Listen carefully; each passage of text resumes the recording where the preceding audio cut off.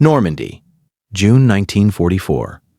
A British infantry section of 10 men is pinned in a hedgerow outside Tilly-sur-Seulles by a German MG-42 position 40 meters across a field. 8 of those men are not moving. They are waiting. The 9th is the Bren gunner. He shifts position 3 meters left, pushes the barrel through the base of the hedge, and fires a 12-round burst at the corner of the stone wall, concealing the German position. The burst does not kill anyone. It was not intended to.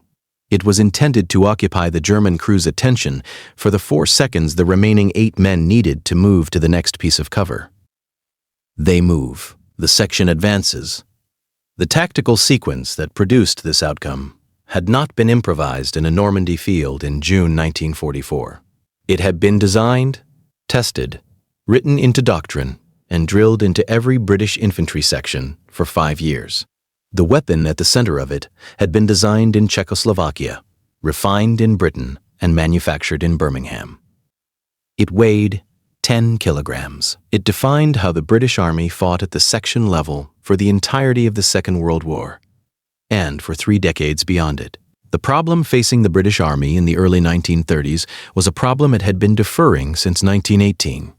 The Lewis gun, which had served as the standard British section light machine gun throughout the First World War, was mechanically complex, temperamental in adverse conditions, and fed from a 47-round drum magazine that was cumbersome to carry, slow to change under fire, and prone to jamming if the rounds were not loaded with precise attention to the feed lips. The Lewis weighed approximately 12 kilograms and measured 128 centimeters in length, dimensions that made it manageable in the static conditions of trench warfare, and increasingly problematic in the mobile infantry tactics that post-war doctrine was beginning to develop. By 1930, the War Office had accepted that the Lewis gun required replacement and had issued a specification for a new light machine gun that would be lighter, more reliable, capable of rapid magazine changes in field conditions, and accurate enough to serve as the primary fire support weapon for a section of infantry operating independently of heavier weapons. The specification attracted responses from manufacturers across Europe. The weapon that met it most completely had already been in production for 4 years and had never been designed with British requirements in mind. The ZBVZ-26 had been developed by the Czech arms manufacturer Zbrojovka Brno in 1926 as a general-purpose light machine gun for the Czechoslovak Army. Its lead designers, Václav Holek and his team at Brno, had approached the problem of light machine gun design from the perspective of mechanical simplicity and field reliability rather than manufacturing economy. The ZB-26 used a gas-operated tilting bolt action in which propellant gas tapped from the barrel approximately halfway along its length drove a piston rearward, which cammed the rear of the bolt downward out of its locked recess and carried it back to eject the spent case and compress the return spring. The system contained fewer moving parts than the Lewis gun by a significant margin and was demonstrably less sensitive to dirt, sand, and the carbon fouling that accumulated in sustained automatic fire. British Army trials conducted at Enfield in 1930 and 1931 confirmed the ZB-26's mechanical superiority over every competing design. The decision to adopt a modified version for British service followed in 1933, with the modifications agreed between the War Office and Zbrojovka Brno, primarily involving the rechambering of the weapon from the Czech 7.92mm cartridge to the British .30 3-inch rimmed cartridge, a change that required alterations to the feed system to accommodate the rimmed case geometry and produced the curved 30-round box magazine that became the weapon's most visually distinctive feature. The resulting weapon, manufactured under license at the Royal Small Arms Factory at Enfield and at the Birmingham Small Arms Company facility, was designated the Bren gun, a compound of Brno and Enfield. The production specification for the Bren Mark I, which entered service with the British Army in 1937, established a weapon of 10.35 kilograms unloaded, 1,150 millimeters in overall length, firing the standard .303-inch cartridge at a cyclic rate of approximately 500 rounds per minute. The relatively low cyclic rate was a deliberate design characteristic rather than a mechanical limitation. At 500 rounds per minute, a trained gunner could fire controlled bursts of between 5 and 10 rounds with a single trigger pull, conserving ammunition and maintaining the barrel temperature within sustainable limits for sustained fire. The quick-change barrel system, in which the barrel could be replaced in under 10 seconds by a trained number 2 using the folding handle mounted on the barrel jacket, addressed the thermal limitation directly. A Bren section in sustained fire contact would carry between 3 and 4 spare barrels, rotated at intervals of approximately 250 rounds of continuous fire, allowing the weapon to maintain effective output for periods that no fixed-barrel competitor could match. The accuracy specification was among the most demanding elements of the weapon's design brief and the most consequential for its tactical employment. The Bren was expected to deliver effective fire against a prone man-sized target at ranges of up to 550 meters when fired from its folding bipod, and to maintain mechanical accuracy sufficient to group within a 4-inch circle at 100 yards in the single-shot mode. These specifications were achieved consistently in production weapons to a degree that distinguished the Bren from every other light machine gun of its period. The German MG-34 and MG-42, which were the primary German section automatic weapons throughout the war, were designed around a fundamentally different doctrine. The MG-42 fired at approximately 1,200 rounds per minute, more than twice the Bren's cyclic rate, and achieved its suppressive effect through volume of fire rather than accuracy. Its mechanical dispersion at range was substantially higher than the Bren's, a characteristic that German doctrine accepted because the MG-42 was employed as a sustained suppression weapon rather than a precision fire support tool. The tactical implication of this difference was not marginal. A Bren gunner engaging a target at 400 meters could place rounds within a 2-meter group from a bipod. An MG-42 gunner engaging the same target at the same range, firing at the same burst length, produced a cone of fire covering an area several times larger. The Germans achieved suppression through density. The British achieved it through placement. British infantry section doctrine from 1940 onward was structured explicitly around the Bren's capabilities. The standard 10-man section was divided into 2 subsections. The Bren group of 3 men, consisting of the gunner, the number 2, who carried ammunition and changed magazines and barrels, and a 3rd rifleman providing close protection, and the rifle group of 7 men who maneuvered under the fire cover the Bren group provided. The fire and movement sequence this structure enabled was not a tactical innovation invented for the Second World War. It was a formalization of principles that had been developing since 1916, applied to a weapon that could, for the first time, actually execute them with the precision the doctrine required.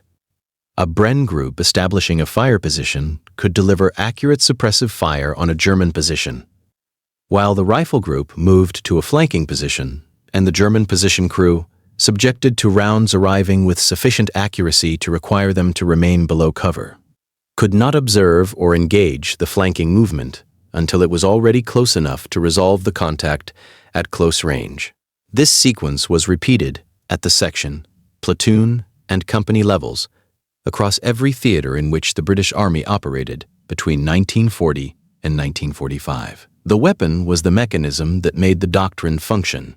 The doctrine was the framework that made the weapon decisive. The operational record of the Bren encompasses the full geographic range of British military commitment in the Second World War.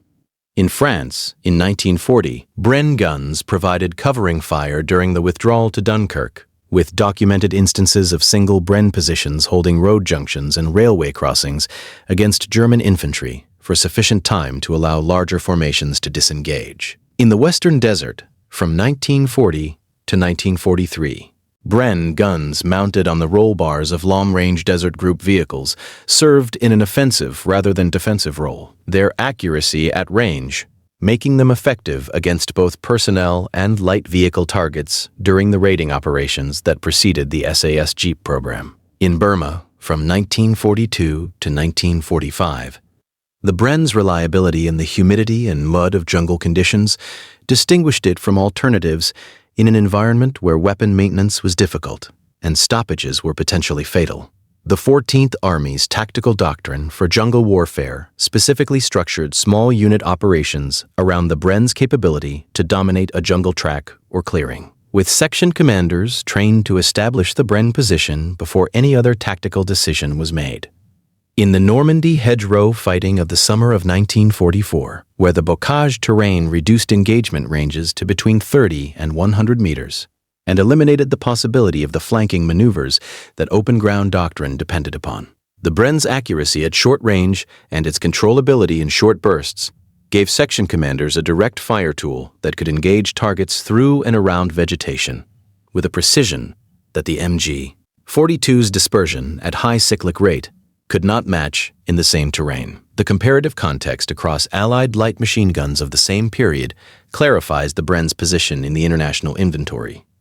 The American M1918 Browning automatic rifle, which served as the U.S. Army's squad automatic weapon throughout the war, weighed approximately 8 kilograms, fired at a cyclic rate of between 500 and 650 rounds per minute, and was fed from a 20-round box magazine. Its primary limitation was the magazine capacity, 20 rounds against the Bren's 30, and the absence of a quick-change barrel system that restricted sustained fire capability.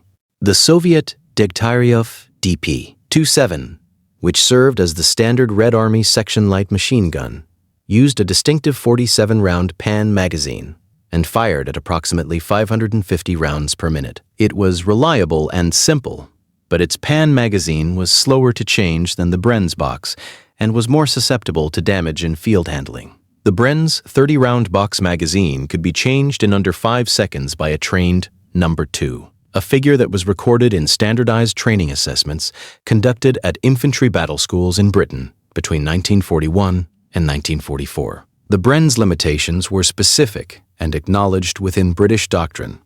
The 30-round magazine, while adequate for the fire and movement sequences the weapon was designed to support, restricted the duration of sustained suppressive fire that a Bren group could maintain without resupply. In engagements where a Bren position was required to suppress a target for more than 2 to 3 minutes of continuous fire, the number 2's primary function became magazine management rather than any other supporting task.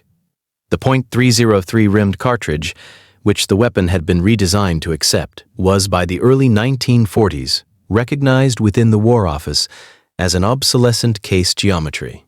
The rimless cartridges, adopted by German, American, and Soviet designers, were mechanically more reliable in automatic feed systems. But the requirement to maintain compatibility with the standard British rifle cartridge prevented any modification.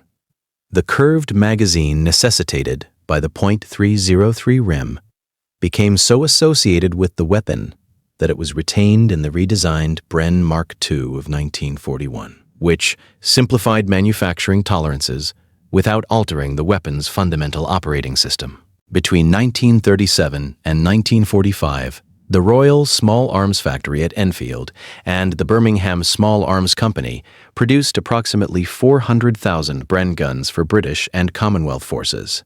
The weapon remained in British service in its rechambered 7.62mm NATO version, redesignated the L4, until 1992. The last confirmed operational use of a Bren pattern weapon by British forces occurred during the Falklands War in 1982, 45 years after the first production weapon had been accepted into service. The section that carried it had been trained on the same fire and movement principles that the weapon's designers had never specified, and that British infantry doctrine had built around it entirely. The doctrine outlasted every other weapon in the section's inventory. The Bren outlasted the doctrine.